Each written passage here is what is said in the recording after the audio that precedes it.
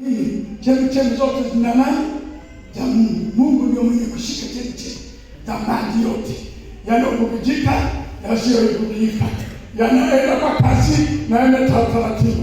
Yote vilivyoko duniani ni mali yake. Dhahabu ni mali yake, fedha ni mali yake, wasomi ni mali yake, maskini ni mali yake, matajiri ni mali yake, wajane ni mali yake, yeye yote ni mali yake. Kwa hiyo ushinde kumwendea huyu mwenye mali. Leo nasema jipanga upya.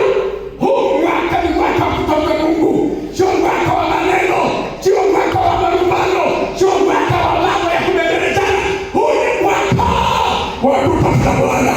Maadamu amepatikana, lazima Manjera tutafute, lazima Manjera tumwite Bwana, lazima Manjera ashuke, lazima Manjera aponye, lazima Manjera bariki, lazima Manjera ainue, lazima Manjera wafanye baraka.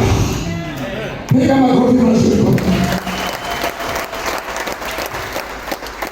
Tusome Wafalme wa kwanza 18:42.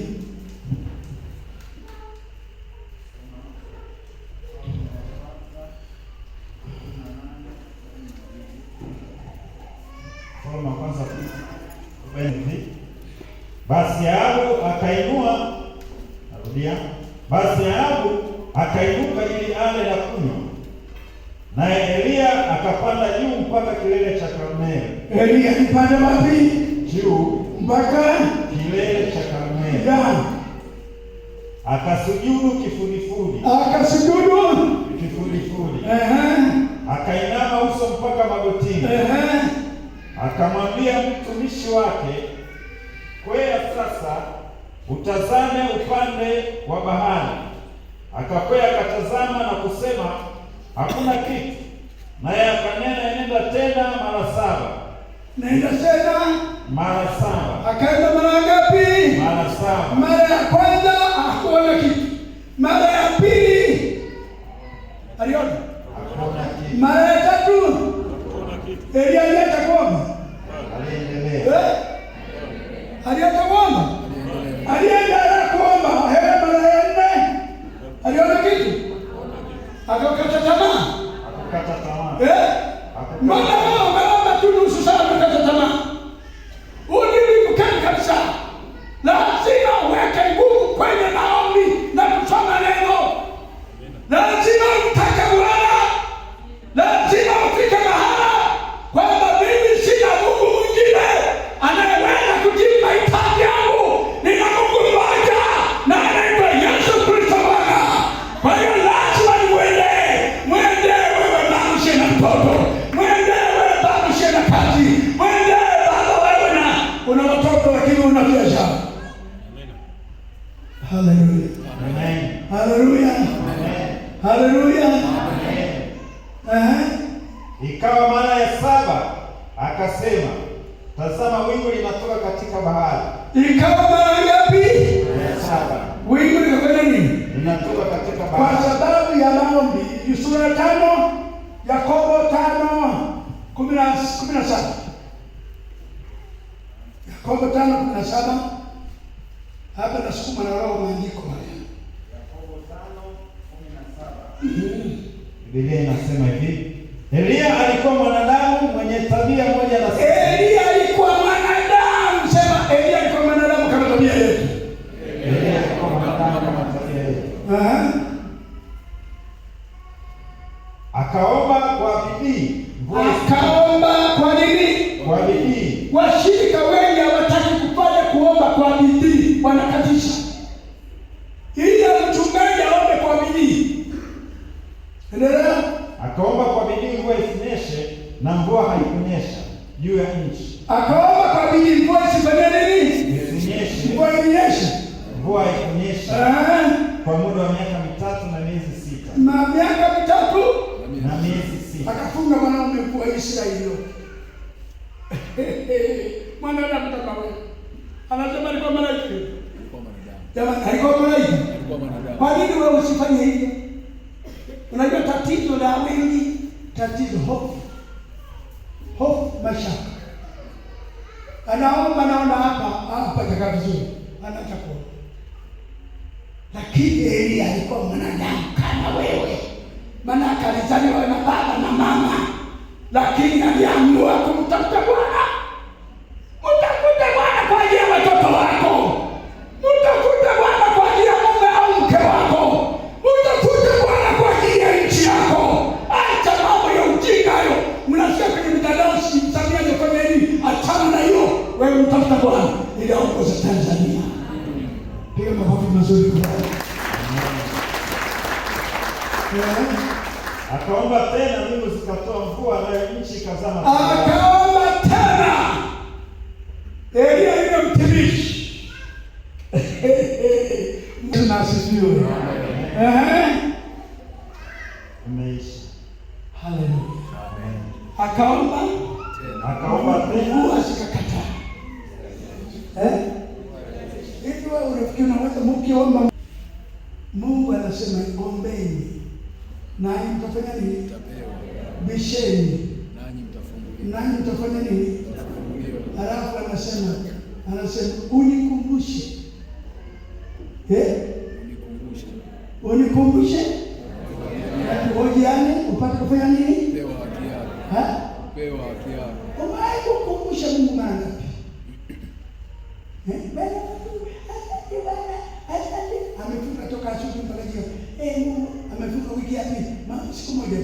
Mungu najua umesikia na yale tuliyoomba tusiomba. Mungu umesikia tunafurahisha. Fiki kama hapa kwamba huu ni wakati wa vita.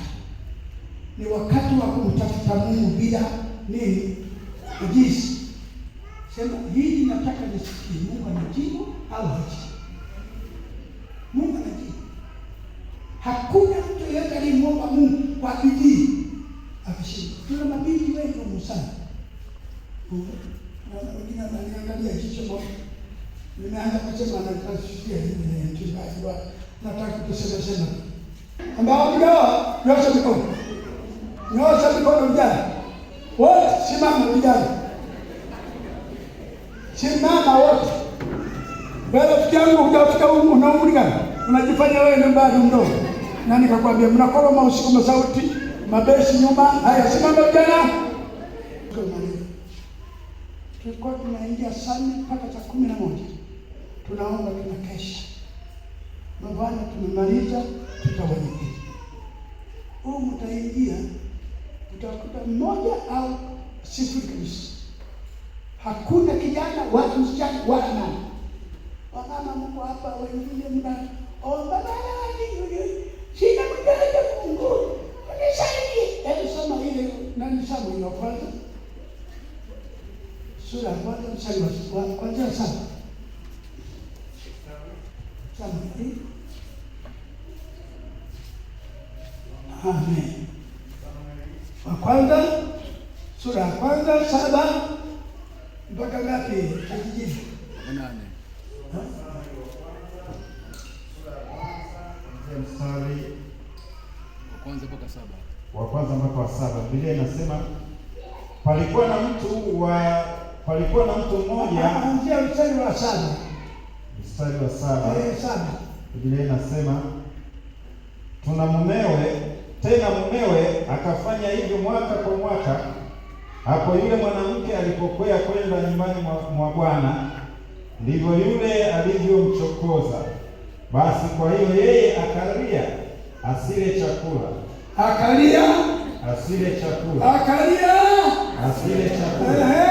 Elikana mumewe akamwambia, Hana, unalilia nini? Kwani huli chakula? Kwa nini moyo wako una huzuni? Je, mimi si bora kwako kuliko watoto 10? Anasema yeye ni bora kuliko nini? Watoto 10. Hivi kweli ni bora peke yake mwanaume? Alijua kesho atachoka, watoto watasimama naye. Endelea. Ndipo Hana akainuka walipokwisha kula na kunywa huko Shilo, na yeye kuhani alikuwa akiketi kitini pake penye mlimo wa hekalu la Bwana. Na huyo mwanamke alikuwa na uchungu rohoni mwake. Huyo mwanamke alikuwa na nini? Na uchungu. Kitu kinachopelekea hapa ni uchungu. Kwa nini mimi sijafanikiwa? Wengine wanafanikiwa, mimi nisifanikiwe.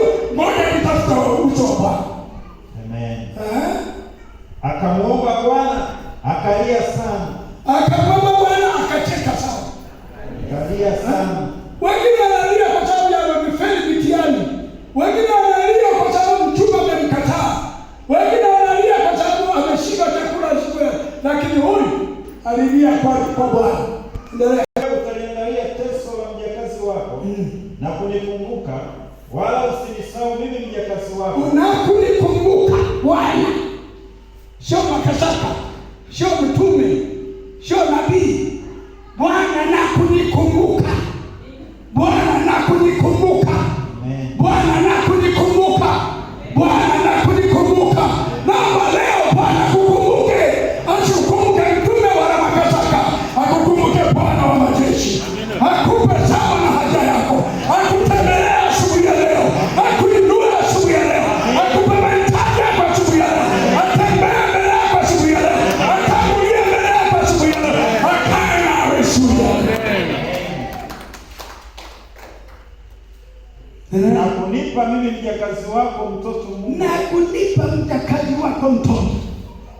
Ndipo mimi nitakapompa Bwana huyo mtoto. Ndipo kaweka na mimi nitakupa mtoto huyo ulionipa wewe. Siku zote za maisha yako. Siku zote za maisha yako. Wala yeye hautamfikiria kinywani mwake. Ya. Kichwani mwake. Narudia hapo, anasema wala wewe hautamfikiria kichwani kama. Ikawa hapo alipodumu kuomba mbele za Bwana, Eli akamwangalia kinywa chake kama, kwa sababu alikuwa na uchungu. Kwa sababu alikuwa na nini? Alikuwa na uchungu. Kwa nini mimi sijibiwe? Sauti yake isisikiwe. Kwa hiyo huyo Eli akamzania kuwa amelewa. Ndipo Eli akamwambia, je, utakuwa mlevi hata lini? Kama yule mwanamke ambaye hajalewa, alifikiri kuna wengine wanaingia huko kanisani wamelewa. Sawa? Kwa hiyo nimefanya nini? Hana akajibu akasema, hasha bwana wangu, mimi ni mwanamke mwenye roho ya huzuni. Roho ya nini? Roho ya huzuni inatafuta Mungu. Roho ya huzuni na uchungu inatafuta Mungu. Roho ya huzuni na uchungu inaamsha nani? Inaenda kumtafuta mwenye uwezo wa kukidhi mahitaji ya wanadamu. Haleluya! Haleluya! Piga makofi mazuri kabisa kwa Bwana. Roho ya uchungu.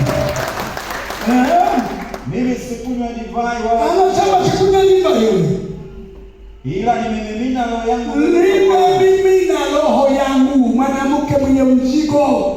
Usimsanie mjakazi wako kuwa ni mwanamke asiyefaa kitu.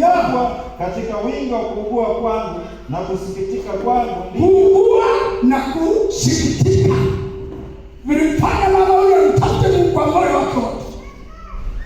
Ndivyo nilivyonena hata sasa. Ndipo Eli akajibu akasema, enenda kwa amani, enenda Israeli akujalie haja yako uliyomuomba. Unajua yeye alimtamkia baada ya nini? Yeye mwenyewe kuomba. Mungu hapa wewe mnatazama tazama. Mnataka mkado kwa mamposa kicheza huko uwanja wa ndege na wengine wanatuma na sadaka huko, lakini kwa kataomba wanaona ni sifuri. Mimi hapa nilipo niwaambie kweli. Najitahidi kwa kadri usiku masaa 3 manne. Naomba hili kanisa. Mimi sisemi cha uongo, Mungu ni shahidi. Jamani, haleluya. Leo nimeanza kuomba saa 9.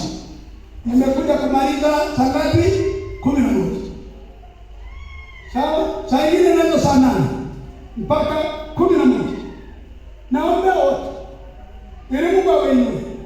Ili Mungu awalinde. Ili Mungu awatie nguvu. Lakini na ninyi ombeni.